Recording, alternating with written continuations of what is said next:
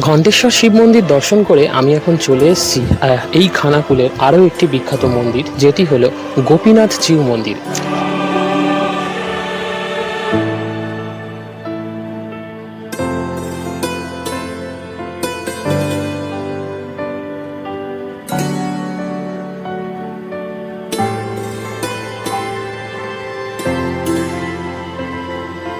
আজকের এই ভিডিওর মধ্যে দিয়ে আপনাদের দর্শন করাবো 51 সতীপীঠের এক পীঠ, সাথে বহু প্রাচীন এক শিব মন্দির এবং সঙ্গে থাকবে গোপীনাথ জিউ এবং রাধাবল্লভ জিউ মন্দির। তাই ভিডিওটি শেষ পর্যন্ত দেখতে থাকুন, আর ভালো লাগলে লাইক, কমেন্ট, শেয়ার আর সাবস্ক্রাইবটা কিন্তু অবশ্যই করে দেবেন। আমি প্রণজিৎ আর আপনারা দেখছেন ইনবন ট্রাভেলার্স। আজকে রবিবার 26শে এপ্রিল 2026 আর ঘড়িতে সময় এখন সকাল প্রায় 6টা। আমি বেরিয়ে পড়েছি আবারও একটা জার্নির উদ্দেশ্যে। আজকে আমি যাচ্ছি হুগলি জেলার খানাকুলে। এই খানাকুলে আজকে একসাথে দর্শন করাবো শিব, শক্তি এবং প্রেম, ঘণ্টেশ্বর শিব মন্দির, সাথে রত্নাবলী শক্তিপীঠ আর সাথে গোপীনাথ জিউ মন্দির। 6:18 আমার নৈহাটি ব্যান্ডেল লোকাল আছে, তো নৈহাটি ব্যান্ডেল লোকাল ধরে ফার্স্টে আমি যাব ব্যান্ডেল, তারপর ব্যান্ডেল থেকে আমি যাব হচ্ছে শেওড়াফুলি থেকে তারকেশ্বর, আর তারকেশ্বর থেকে বাসে করে আমি যাব খানাকুল। তো চলুন এগোনো যাক আর দিনটা শুরু করা যাক। আমিও এক এক করে এগোবো আর আপনাদেরকেও সব কিছু দেখাবো।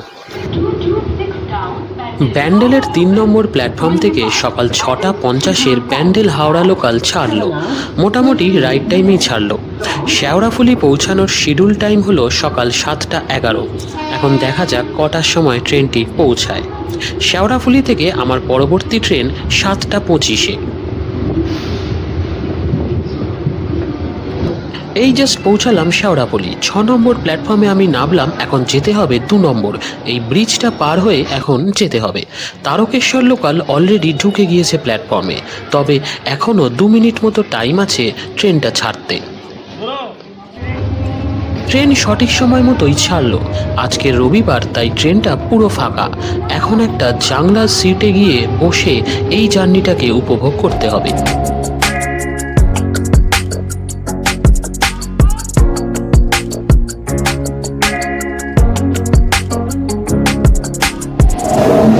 ট্রেন পুরোপুরি ফাঁকা, মোটামুটি তারকেশ্বর চলেই এসেছি, আর হয়তো মিনিট 10 লাগবে তারকেশ্বর ঢুকতে। ঘড়িতে সময় এখন সকাল 8:15 আর আমি পৌঁছে গেলাম তারকেশ্বর। ট্রেন আমাদের 3 নম্বর প্ল্যাটফর্মে নামালো। এখন এই ব্রিজ দিয়ে উঠে বাঁ দিক দিয়ে প্ল্যাটফর্মের বাইরে গেলেই বাস স্ট্যান্ড।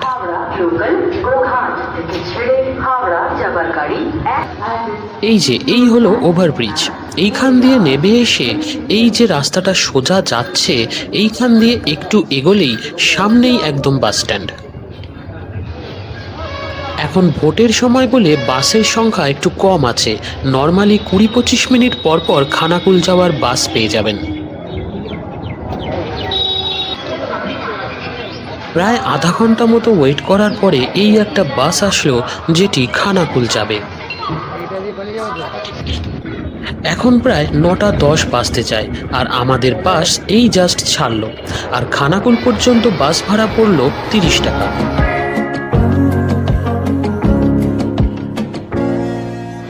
অবশেষে খানাকুল এসে পৌঁছালাম। আমার সময় লাগলো মোটামুটি 1 ঘন্টা 15 মিনিট মতো তারকেশ্বর থেকে বাসে করে। বাস আমাকে নামালো খানাকুল মোড় বলে যে স্টপেজটা আছে সেটাতে। সেখান থেকে আমি হেঁটে এই মন্দির অবধি এসেছি। এখন মন্দিরের একটু আগে দাঁড়িয়ে আছি আমি, তো আপনাদের সাথে কটা কথা বলে তারপর মন্দির দর্শন করব। মিনিট 5-7 টাইম লাগলো খানাকুল মোড় থেকে এই অবধি আসতে। তো আপনাদের 2-4টে কথা বলি। আমি নৈহাটি থেকে ব্যান্ডেল হয়ে এখানে এসেছি, মানে নৈহাটি থেকে ব্যান্ডেল হয়ে শেওড়াফুলি থেকে তারকেশ্বর লোকাল ধরে এসেছি, যেমনটা আপনাদের সাথে শেয়ার করলাম। আপনারা যদি শিয়ালদা হয়ে আসেন, সেক্ষেত্রে ব্যারাকপুর স্টেশনে নেবে শেওড়াফুলি ঘাট পার হয়ে আপনারা তারকেশ্বর লোকাল ধরতে পারেন। শেওড়াফুলি ঘাট পার হলে একদম ঘাটের পাশেই, মানে ওয়াকিং ডিস্টেন্স 2-3 মিনিটের মধ্যেই শেওড়াফুলি স্টেশন, সেখান থেকে ট্রেন ধরতে পারেন। আর যদি হাওড়া হয়ে আসেন, তাহলে তো গোঘাট লোকাল বা তারকেশ্বর লোকাল সরাসরি পেয়ে যাবেন। এই মন্দির এরিয়াতে ঘণ্টেশ্বর শিব মন্দির, সাথে রত্নাবলী সতীপীঠ তো রয়েছেই, এর সাথেও রয়েছে বিশালাক্ষী মায়ের মন্দির, অন্নপূর্ণা মন্দির এবং রাধাকৃষ্ণের মন্দির। এই সবকটি মন্দির আমি এখন দর্শন করব আর আপনাদেরও দর্শন করাবো। আর এই মন্দিরগুলোর সম্পর্কে যতটা ডিটেলস আমি জানতে পেরেছি সেগুলো আপনাদের সাথে শেয়ার করব। তাহলে চলুন মন্দিরগুলো দর্শন করি। মন্দির চত্বরে রত্নাবলী সতীপীঠের এক পাশে রয়েছে একটি পুকুর, অন্য পাশে রয়েছে বিশালাক্ষী মায়ের মন্দির, তারপর এক এক করে রয়েছে ঘণ্টেশ্বর শিব মন্দির, অন্নপূর্ণা মন্দির, রাধা গোবিন্দ মন্দির আর মা ষষ্ঠীর মন্দির।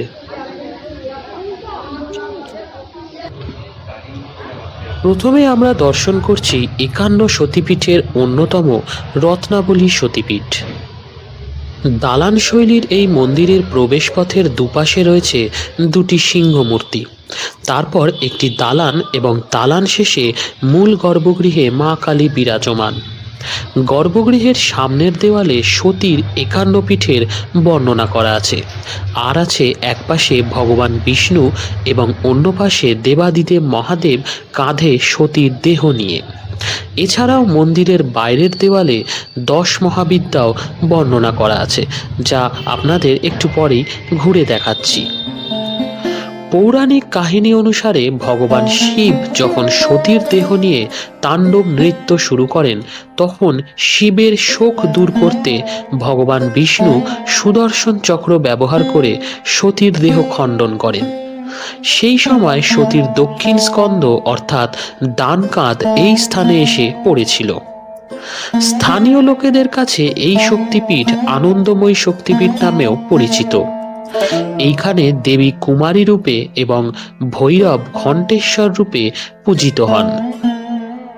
দ্বারকেশ্বর নদের শাখা নদ রত্নাকর নদের নাম অনুসারে এই শক্তিপীঠের নামকরণ, যা একসময় এই মন্দিরের পাশ দিয়েই বয়ে যেত, কিন্তু বর্তমানে রত্নাকর নদ তার গতিপথ পরিবর্তন করেছে।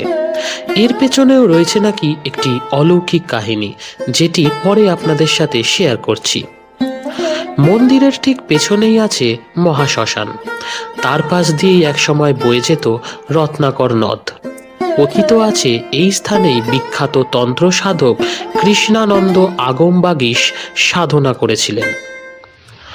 নিত্য পুজোর পাশাপাশি নবরাত্রি, দীপান্বিতা অমাবস্যা, কার্তিক অমাবস্যা এবং মাঘ মাসের রটন্তী চতুর্দশী, এছাড়াও শিবরাত্রিতে বিশেষ পুজোর আয়োজন করা হয় এই মন্দিরে।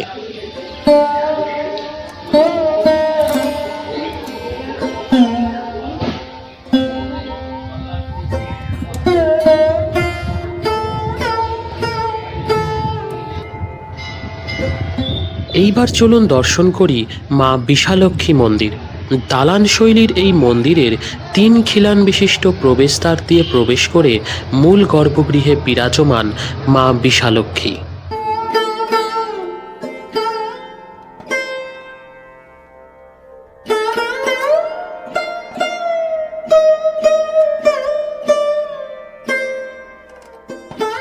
এইবার দর্শন করব এই মন্দির চত্বরের আরও একটি মন্দির, অন্নপূর্ণা মন্দির।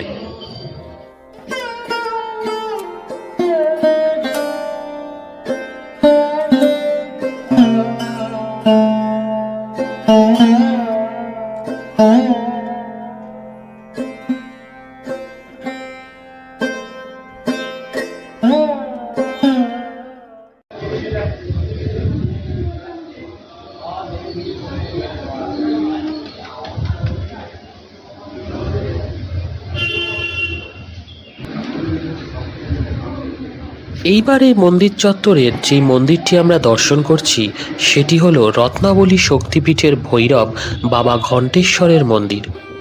খানাকুলের এই মন্দিরকে কেন্দ্র করে গড়ে উঠেছে শিব ধর্ম। কথিত আছে এই শিবলিঙ্গটি কেউ প্রতিষ্ঠা করেনি, অনন্তকাল ধরে এই শিবলিঙ্গটি স্বপ্রতিষ্ঠিত। তবে এই শিবলিঙ্গর সাথে জুড়ে আছে এক অলৌকিক ঘটনা। স্থানীয় বাসিন্দা বকুটচন্দ্র কারকের একটি গরু ছিল। সেই গরুটি এই এলাকার একটি শিমুল গাছের নিচে এসে রোজ দুধ দিত, কিন্তু অন্য কোথাও আর দুধ দিত না। দিনের পর দিন এই ঘটনা ঘটতে থাকায় একদিন বটুকবাবুর মনে সন্দেহ জাগে এবং উনি ওই জায়গাটি খনন করেন এবং এই শিবলিঙ্গ অর্থাৎ ঘণ্টেশ্বর বাবার আবিষ্কার করেন। তারপর বটুক কারকের নির্দেশে মুকুটচন্দ্র কারক এই মন্দিরটির নির্মাণ শুরু করেন।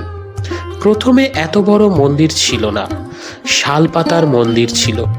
পরবর্তীতে 1352 বঙ্গাব্দে শ্রী কানাইলাল দে এই শিখর শ্রেণীর মন্দিরটির কাজ সম্পূর্ণ করেন। মূল গর্ভগৃহের বাইরে রয়েছে নাট মন্দির এবং গর্ভগৃহের দুই দিকে রয়েছে প্রবেশদ্বার। গর্ভগৃহের ভেতরে ঘণ্টেশ্বর শিবলিঙ্গ ছাড়াও রয়েছেন কালভৈরব। কথিত আছে প্রায় 600 বছর আগে ঘণ্টেশ্বর বাবার মন্দিরের সেবায়িত মাঘ মাসের এক অকাল বন্যায় কালভৈরবের এই মূর্তিটি পান এবং এই স্থানে প্রতিষ্ঠা করেন। তারপর থেকেই মাঘ মাসের দশমীর পরের দিন ভৈম একাদশী, শিবরাত্রি এবং গাজনের সময় এই এলাকায় বড় করে উৎসব পালন করা হয়। এই জায়গার মহিমার জন্য এই জায়গাকে গুপ্ত কাশীও বলা হয়। এই ঘণ্টেশ্বর মন্দিরের ঠিক উল্টো দিকেই এইবার আমরা দর্শন করব রাধা গোবিন্দ মন্দির।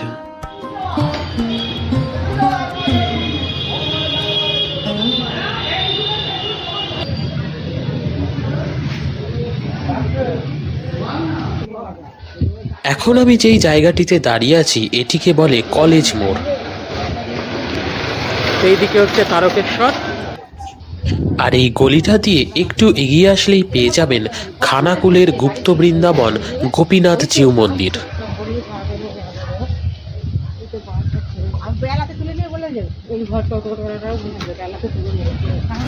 ঘণ্টেশ্বর শিব মন্দির দর্শন করে আমি এখন চলে এসেছি এই খানাকুলের আরও একটি বিখ্যাত মন্দির, যেটি হলো গোপীনাথ জিউ মন্দির। আমার পেছনে মন্দিরটি আপনারা দেখতেই পাচ্ছেন। খানাকুল মোড় থেকে একটা টোটো ধরে আমি এসেছি এই জায়গায়। যে স্টপেজটায় আপনাকে নামতে হবে সেটা গোপীনাথ জিউ মন্দির বললেও হবে, অথবা কলেজ মোড়ও বলতে পারেন। টোটোতে ভাড়া পড়েছিল 10 টাকা। তো চলুন এবার এই মন্দিরটা ঘুরে দেখাই। দুটো মন্দির আছে, এই দুটো মন্দিরই আপনাদের এবার ঘুরে দেখাই।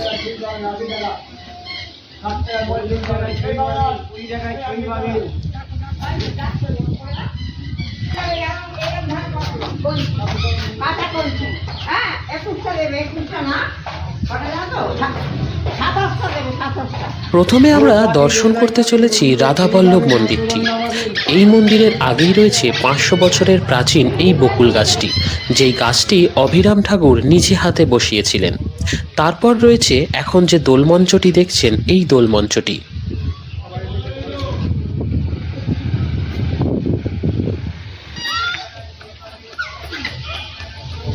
এই হচ্ছে মন্দিরে প্রবেশ করার গেট। এখান দিয়ে প্রবেশ করলেই রয়েছে একটি বড় মাঠ, আর তারপর রয়েছে একটি বড় আকৃতির তুলসী মঞ্চ।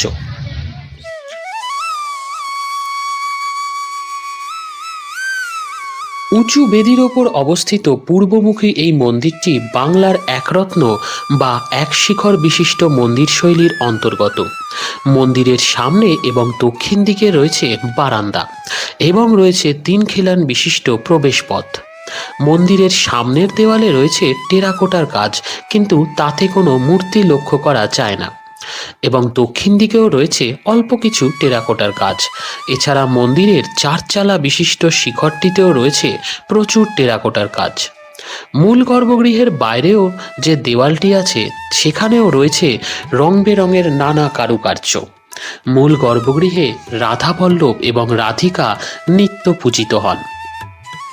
যাদবেন্দ্র সিংহ রায়চৌধুরী এবং ওনার পৌত্র বংশীধর সিংহ রায়চৌধুরী 17 শতাব্দীতে পণ্ডিত নারায়ণচন্দ্র বন্দ্যোপাধ্যায়ের সহায়তায় এই এলাকায় প্রায় 300 গ্রাম নিয়ে খানাকুল কৃষ্ণনগর সমাজ প্রতিষ্ঠা করেন, যার জন্য বাংলার বিভিন্ন জায়গা থেকে প্রচুর পণ্ডিতদের নিয়ে এসে এইখানে বসবাস করান।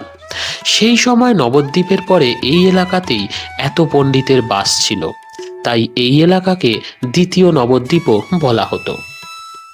রাধাবল্লভ মন্দির দর্শন করে আমরা এখন যাচ্ছি গোপীনাথ জিউ মন্দির দেখতে। এই গোপীনাথ জিউ মন্দিরকে গুপ্ত বৃন্দাবনও বলা হয়। শ্রী চৈতন্য মহাপ্রভুর নির্দেশে নিত্যানন্দ প্রভুর দ্বাদশ গোপালের প্রথম গোপাল শ্রী অভিরাম গোস্বামী খানাকুলের এই কৃষ্ণনগর গ্রামে এই মন্দিরটির প্রতিষ্ঠা করেন। এই মন্দির চত্বরে আপনারা দুটি মন্দির লক্ষ্য করতে পারছেন, যার মধ্যে নবরত্ন শৈলীর মন্দিরটি হল প্রাচীন, যেটি আনুমানিক 550 বছর আগে অভিরাম ঠাকুর তৈরি করেছিলেন। আর নতুন মন্দিরটা যেটি উঁচু বেশি, সেটি প্রায় 200 বছর আগে আরামবাগের রায় পরিবার তৈরি করেছিলেন। নতুন মন্দিরের সামনে রয়েছে একটি প্রাচীন নাট মন্দির এবং পুরনো মন্দিরের সামনে রয়েছে তুলসী মঞ্চ আর একটি বড় চাতাল। বর্তমানে এই নতুন মন্দিরটিতেই মূল গর্ভগৃহে গোপীনাথ জিউয়ের নিত্য পুজো করা হয়। কথিত আছে এই এলাকা দিয়ে একসময় বয়ে যেত দ্বারকেশ্বর নদ এবং তার শাখা নদ রত্নাকর নদ। একদিন অভিরাম গোস্বামীর কৌপিন ভেসে যায় এই নদে। তারপর ওনার অভিশাপে দ্বারকেশ্বর নদ শুকিয়ে যায়। তারপর থেকেই দ্বারকেশ্বর নদকে এই চত্বরে কানা দ্বারকেশ্বর বলে ডাকা হয়।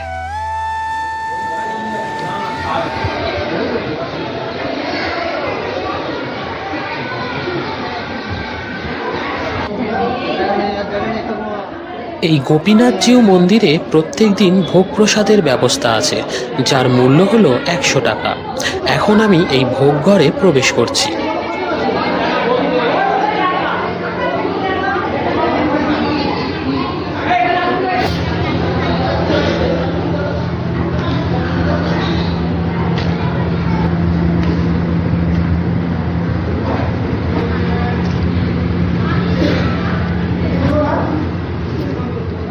ভোগ প্রসাদে ছিল ভাত, শাক, মুগের ডাল, শুক্তো, আলু পটলের তরকারি, ছানার ডালনা, আর ছিল পায়েস, দই এবং রসমালাই। এই একটু আগে জাস্ট ভোগ খাওয়া শেষ হলো, আপনাদেরকেও ভোগ খাওয়া শেয়ার করলাম। অসাধারণ ছিল সব কটা রান্না। এই ভোগ খাওয়া নিয়ে আজকে একটা ঘটনা ঘটেছে।